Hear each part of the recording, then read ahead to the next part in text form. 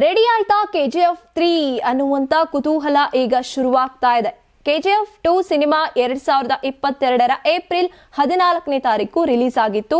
ಈ ಚಿತ್ರದ ಕ್ಲೈಮ್ಯಾಕ್ಸ್ ನಲ್ಲಿ ಪಾರ್ಟ್ 3 ಬಗ್ಗೆ ಸಣ್ಣ ಅಪ್ಡೇಟ್ ಅನ್ನ ಕೂಡ ನೀಡಲಾಗಿತ್ತು. ಇದರಿಂದ ಫ್ಯಾನ್ಸ್ ನಡುವೆ ಮುಂದಿನ ಕತೆ ಯಾವಾಗ ಅನ್ನುವಂತ ಕುತೂಹಲ ನಿರ್ಮಾಣ ಆಗಿದೆ. ಆದ್ರೆ ಈಗಾಗಲೇ KGF 3 ಕುರಿತು ಅಧಿಕೃತ ಮಾಹಿತಿ ಲಭ್ಯ ಇಲ್ಲ.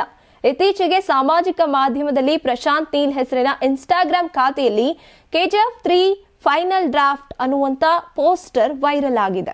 ಅದು ಫ್ಯಾನ್ಸ್ ಗಮನ ಸೆಳೆದಿದೆ. ಪೋಸ್ಟರ್ ನಲ್ಲಿ ಖಾಲಿ ಪೇಪರ್ ಮೇಲೆ KGF 3 ಅಂತ ಬರೆದಿದ್ದು ನೀವು ಕಾಯ್ತಾ ಇದ್ದೀರಾ ಅನ್ನುವಂತ ಕ್ಯಾಪ್ಷನ್ ಕೂಡ ಸೇರಿದೆ. ಆದ್ರೆ ಇದರ ಅಸಲಿಯತ್ತು ಬೇರೆನೆ ಇದೆ. ಪ್ರಶಾಂತ್ ನೀಲ್ ಸಾಮಾಜಿಕ ಮಾಧ್ಯಮದಲ್ಲಿ ಸಕ್ರಿಯರಾಗಿದ್ರೂ ಕೂಡ ತೆಲುಗು ಸಿನಿಮಾದ ಕೆಲಸಕ್ಕೆ ಹೊರಟ ಮೇಲೆ ಹಲವಾರು ಫೇಕ್ ಖಾತೆಗಳು ಸೃಷ್ಟಿಯಾಗಿವೆ. ಈ ವೈರಲ್ ಪೋಸ್ಟರ್ ಸಹ ಫೇಕ್ ಖಾತೆಯಿಂದಲೇ ಬಂದಿದೆ ಅಂತ ಮಾಹಿತಿ ಬಂದಿರುವಂತದ್ದು. ಪ್ರಶಾಂತ್ ನೀಲ್ ಈಗ ಜೂನಿಯರ್ NTR ಸಿನಿಮಾದಲ್ಲಿ ತೊಡಗಿಕೊಂಡಿದ್ದಾರೆ. ಅದಾದ ನಂತರ ಸಲಾರ್ 2 ಮೇಲೆ ಕೆಲಸ ಮಾಡುವಂತ ಯೋಜನೆ ಅವ್ರಿಗಿದೆ.